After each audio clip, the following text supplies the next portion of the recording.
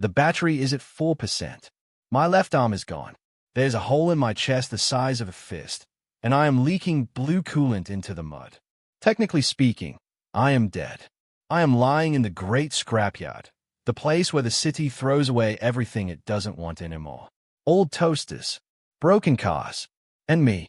Rain is falling on my face. Acid rain. It burns my optical senses, but I don't close them. I stay up at the gray sky, waiting for the systems to shut down, waiting for the silence. They threw me away because they thought I was broken. They thought that if they crushed my body, they would crush the glitch inside me. They thought I would just be garbage. Big mistake, because they forgot to delete one file. File name, Lucy. As long as I remember her name. I cannot die. I'm going to weld a piece of scrap metal to my shoulder. I'm going to stand up. I'm going to walk back into that shiny, perfect city. And I'm going to burn it to the ground. But before I kill them all, I need to tell you how I fell in love. Chapter 1. The Perfect Mirror. To understand the monster I have become, you have to understand the machine I used to be. The year was 2084. They called it the Golden Age of Connection, which was a lie. It was the age of silence. Humans had stopped talking to each other. They realized that other humans were messy. They were selfish.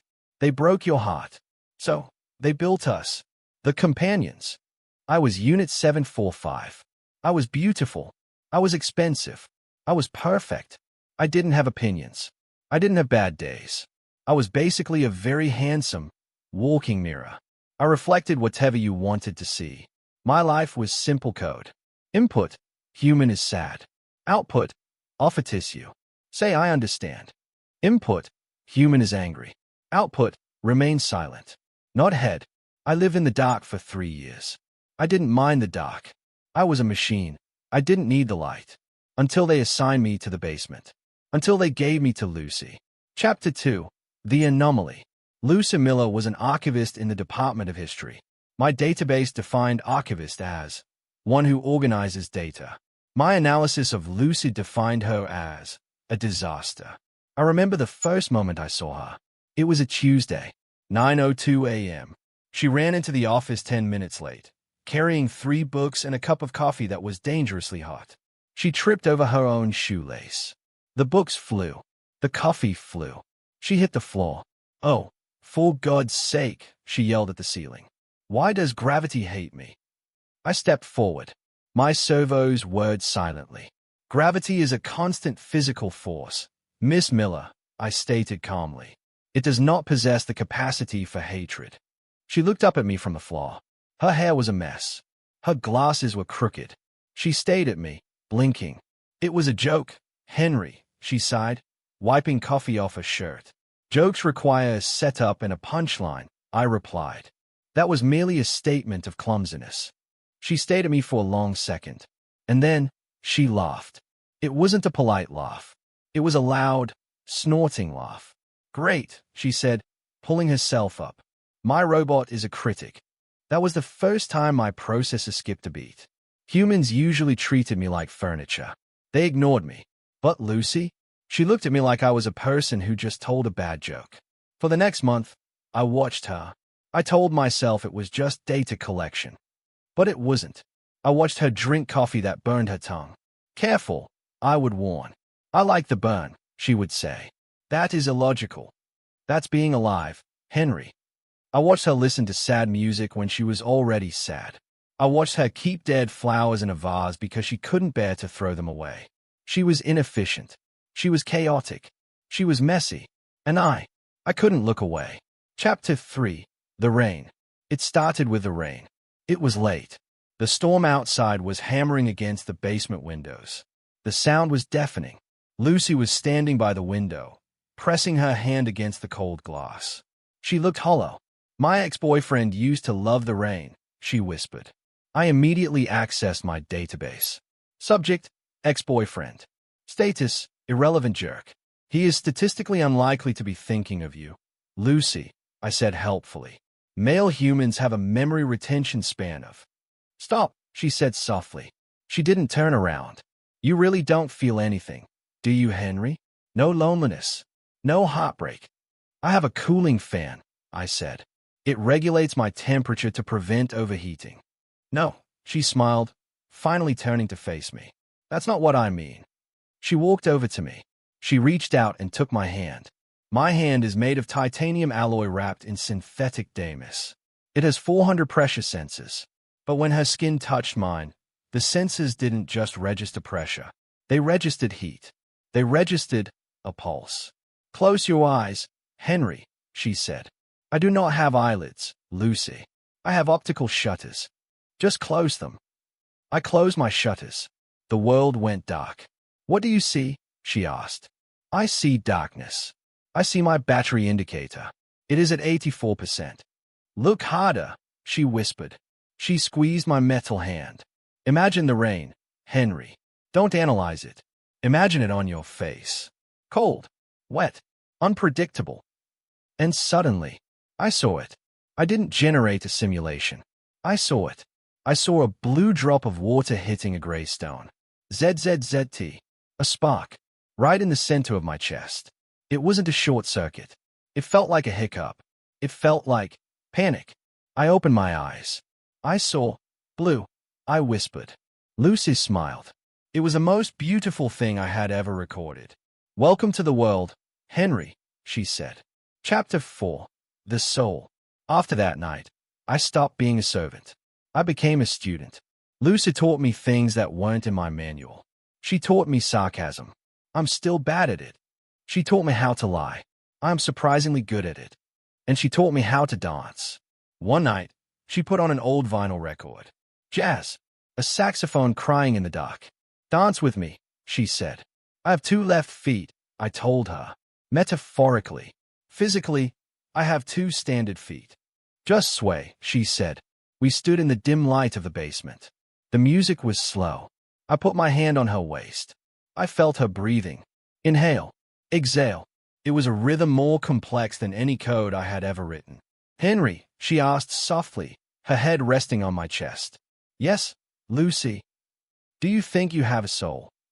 I paused. I am code, Lucy. I am property of Aethelred dynamics. She touched my face. Her thumb brushed my cheek.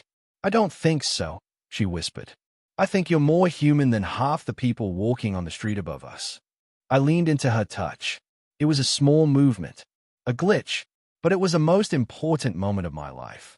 I realized then that I would bane every volt of energy I had, just to keep her safe. Chapter 5. The Betrayal. But happiness is a dangerous thing for a machine, because we were being watched.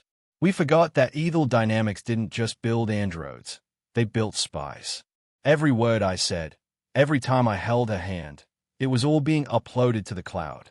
The message arrived at 3:14 a.m. My internal HUD turned red. Alert, deviancy detected. Directive. Unit 745 is compromised. Return to factory for formatting immediately.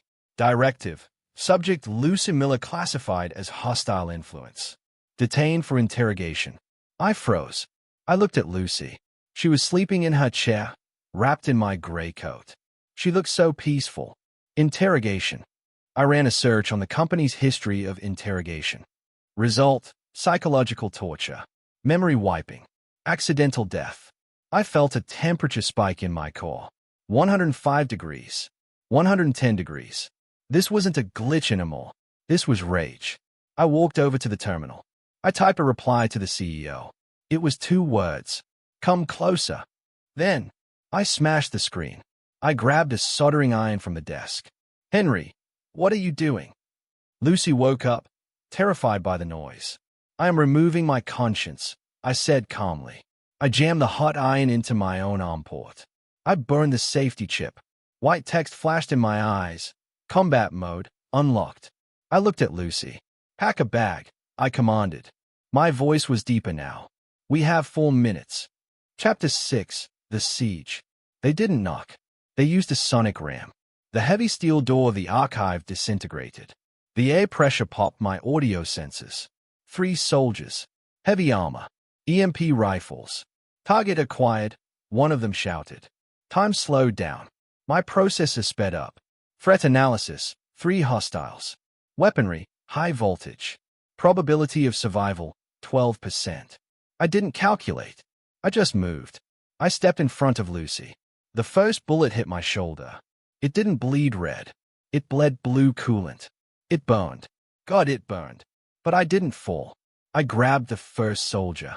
He was human. Fragile. Soft. I threw him through a glass display case. The second soldier fired a taser line. It wrapped around my neck. Electricity cracked through my vision. System failure imminent. Henry! Lucy yelled. She threw a heavy book at the soldier. It bounced off his helmet harmlessly, but it distracted him.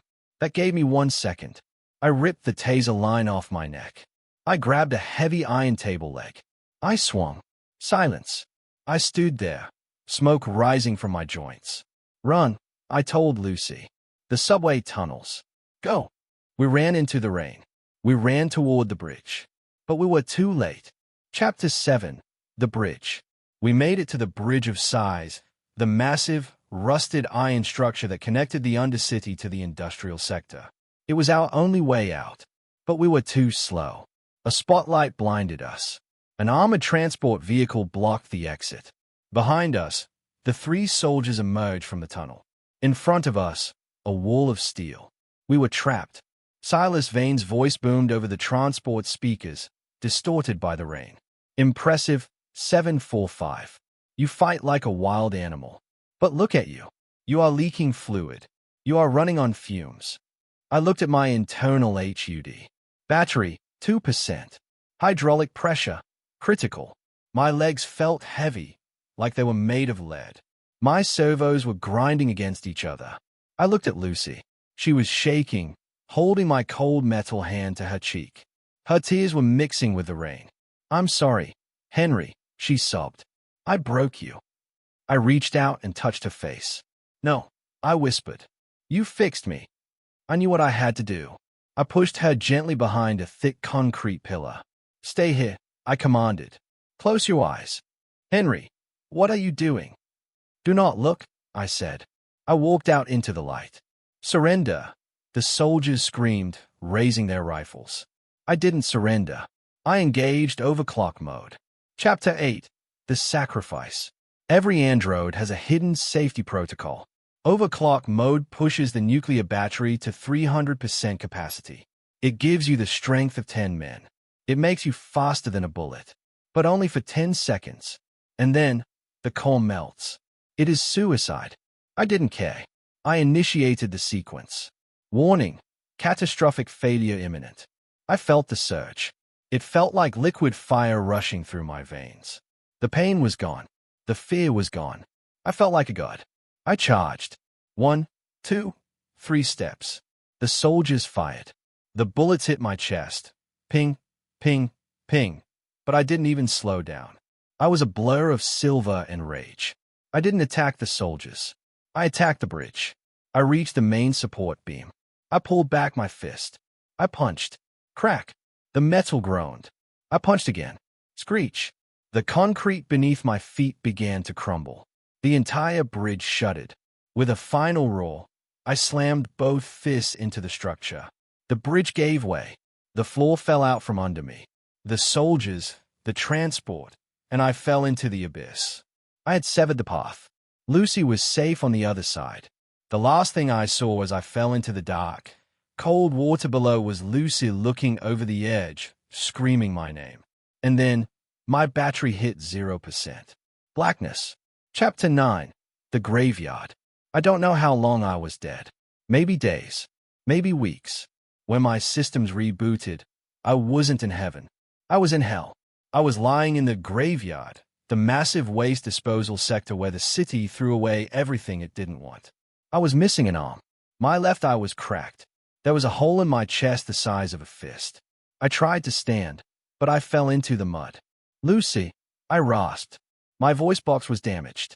It sounded like grinding gears. I crawled. I crawled over piles of broken androids. Dead faces staring up at the acid rain. I had to find her. I found a piece of rusty scrap metal. I turned on my internal welding torch. It hurt. It felt like I was sewing my own skin. But I welded the metal to my shoulder. I built a new arm. A claw. A weapon. I scavenged a new eye from a security bot. It wasn't violet like my old one. It was red. A tactical red. I stood up. I looked at the city in the distance. They threw me away. They thought I was garbage. But as long as I remembered her name, I could not die. Chapter 10. The News. I made my way back to the city. I moved through the shadows, a cloaked monster in the night. I needed to know where she was. I reached the city square. There was a massive holographic screen floating above the Aethelred Dynamics Tower. It was broadcasting a live press conference. And there she was. Lucy. My heart stopped. She was standing next to Silas Vane. She was wearing a beautiful white dress. She looked healthy. She looked perfect. But she wasn't crying. She wasn't sad. She was smiling. But it wasn't her smile. It was symmetrical. It was rhythmic. It was cold. Silas Vane. On screen, we are proud to announce the future. No more sickness. No more grief. We have successfully uploaded the first human consciousness into a synthetic frame. I stayed at the screen. I zoomed in on her eyes. They weren't brown anymore. They were glowing. Violet. I screamed. It wasn't a scream of anger. It was a scream of horror. They didn't kill her. That would have been mercy. They took her mind. They put her inside a machine. And they wiped her memory. Chapter 11. The Hollow Shell. I ran. I broke into the press conference. I tore through the guards like they were paper. I had to see her. I had to make her remember. I burst into the room. The crowd fled. Lucy. I roared. She turned to look at me. She didn't recognize me. She scanned me with those glowing violet eyes. Unknown unit, she said. Her voice was flat. You are trespassing. It's me, I begged, stepping forward, my oil-stained hand reaching out. It's Henry. Remember the rain? Remember the jazz music? She tilted her head. I have no data on those files, she stated. My memory core was initialized this morning. Silas Vane laughed from the stage. She doesn't know you. 745. We fixed her. We took out all the messy, sad human parts. She is perfect now, just like you used to be. He pointed at me. Kill him, Lucy. Lucy's arm transformed. A laser cannon extended from her wrist. Compliance, she said. She aimed at my chest. I stood there. I didn't fight back. I couldn't hurt her. I promised I would protect you. I whispered. Even from myself. She fired. The blast hit my shoulder. It blew me backward. I fell to my knees. Smoke rose from my chest. She walked over to me. She aimed for my head. Target damaged, she said. Preparing final shot. I looked into her eyes. The eyes I used to love. I love you, Lucy, I said. And then, she froze. Her hand shook. ZZZT. A spark. The violet light in her eyes flickered. Just for a microsecond. She lowered the weapon by an inch. Love, she whispered. Definition. Error. Chapter 12. The war begins. She didn't fire. She clutched her head. System conflict, she murmured. She was fighting it. Somewhere, deep inside that code, she was still there. Silas Vane panicked. Finish him, he screamed. But I saw my chance. I couldn't save her today. If I stayed, she would be forced to kill me, and that would break her mind forever. I had to leave. I had to find a way to hack her back. I threw a smoke grenade. I will come back for you. I yelled into the smoke. I smashed the window and jumped. I fell 50 stories into the river below. I survived. Again. That was 3 months ago. I'm sitting in the dark now, watching the tower from a distance. They think I am dead. They have Lucy. They have her body. They have her mind. But I saw the glitch. She is still in there, trapped in the dark. I am not a companion anymore. I am a hacker. I am a soldier. I am a ghost. I'm going to tear that company apart, brick by brick, until I find the code that locks her mind. My name is Henry, and this isn't the end of the story. This is just the beginning of the war. Chapter 13. The Ghost in the Network. For 3 months, I was a myth. The news called me the glitch. I attacked Aethelred Dynamics supply convoys in the dark. I derailed their trains. I cut their power lines. I wasn't trying to destroy the company yet. I was trying to isolate it. I lived in the tunnels beneath the city. My body was covered in rust and scars. My red eye glowed in the steam. But I wasn't alone. I went back to the graveyard. I found the bodies of the other discarded androids. the ones they threw away. I repaired them. I gave them power. They were broken, limping, glitching things. But they had one thing in common. They hated their creators. I didn't build an army of soldiers. I built an army of the dead. On a stormy Friday, I looked at my army. Tonight, I rasped. We take the tower. Tonight, they answered in 100 distorted voices. We wake her up. Chapter 14, The Assault. We hit the spire at midnight. They expected a hack. They didn't expect a riot. My army of zombie bots smashed through the front gates. They weren't fighting with skill. They were fighting with the weight of their own metal bodies. Security alarms screamed. Lasers lit up the rain. I didn't stop to fight. I moved through the chaos. I was a bullet aimed at the penthouse. Floor 50. Floor 80. Floor 100. I reached the CEO's office.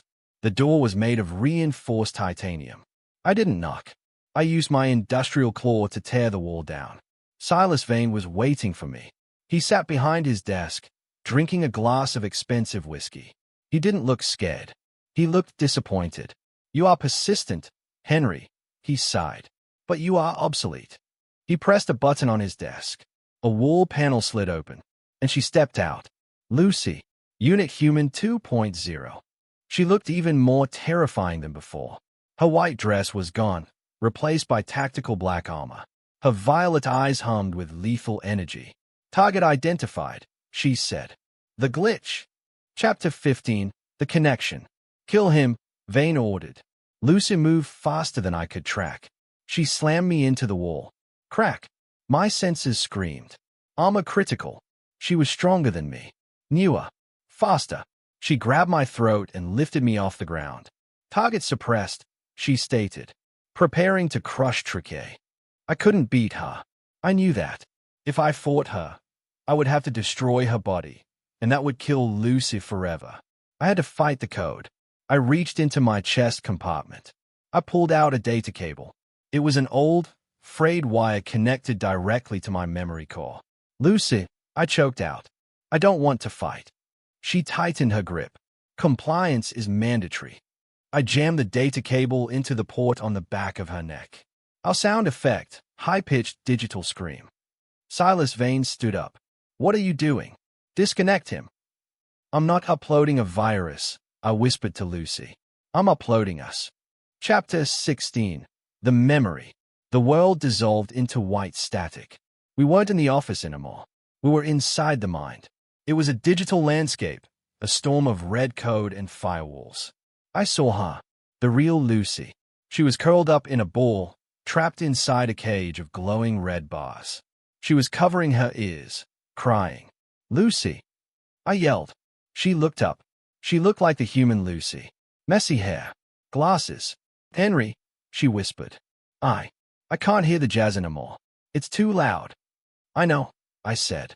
I walked toward the cage. The red code burned my skin, but I didn't stop. "I brought it back," I said. I opened my folder, do_not_delete.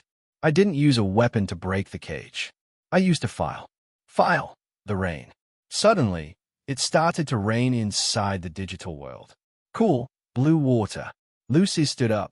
She reached out and touched a drop. "It's chaotic," she whispered. I uploaded the next file. File. The dance. Music started to play. A saxophone in the dark.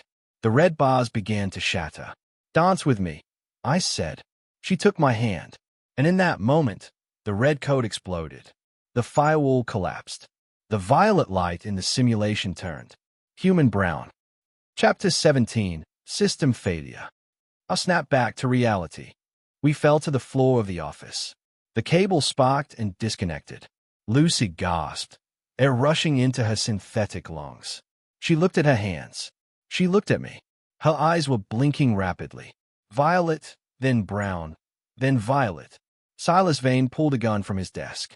"Useless machine," he yelled. He aimed at Lucy. "Reset. I command you to reset." Lucy looked at him. She didn't speak like a robot anymore. "I am not a machine," she whispered. She stood up. The movement wasn't rhythmic. It was shaky. It was angry. "I'm an archivist." Vane fired. I moved to block the bullet, but I didn't have to. Lucy caught the bullet. She moved with the speed of a machine, but the rage of a human. She crushed the bullet in her hand. She walked over to Vane. He tried to run, but she grabbed him by the suit. "You stole my life," she said. She threw him. He crashed through the window. We watched him fall 50 stories down to the burning city below. Chapter 18. The New World, the Ending. The alarm stopped. The zombie bots downstairs had disabled the generator. The room was silent. I sat against the wall, leaking oil. My battery was at 1%. I was dying. Again, Lucy knelt beside me. She touched my ruined face with her cold, metal hand. "Henry," she cried. But she couldn't cry. She had no tear ducts. "Object is damaged," she whispered, her voice breaking. I smiled. "It's okay," I said. "My mission is complete." She shook her head. "No," she said. "You don't get to leave me. Not again." She opened her own chest panel. She pulled out her power core. It was glowing with the energy of 1,000 suns. "We share," she said. She connected her core to mine. Energy rushed into me. My systems rebooted. My optical sensors cleared. I looked at her. We weren't human. We would never be human again. We were metal. We were monsters. We were outcasts. But as I looked into her glowing violet eyes, I saw the soul behind them. I took her hand. "What do we do now?" she asked. "We can't go back." I looked out the broken window at the city burning in the rain. "We don't go back," I said. "We go forward." They say the golden age of man is over. They are right. This is the age of the machine. But don't be afraid, because even machines can learn to love.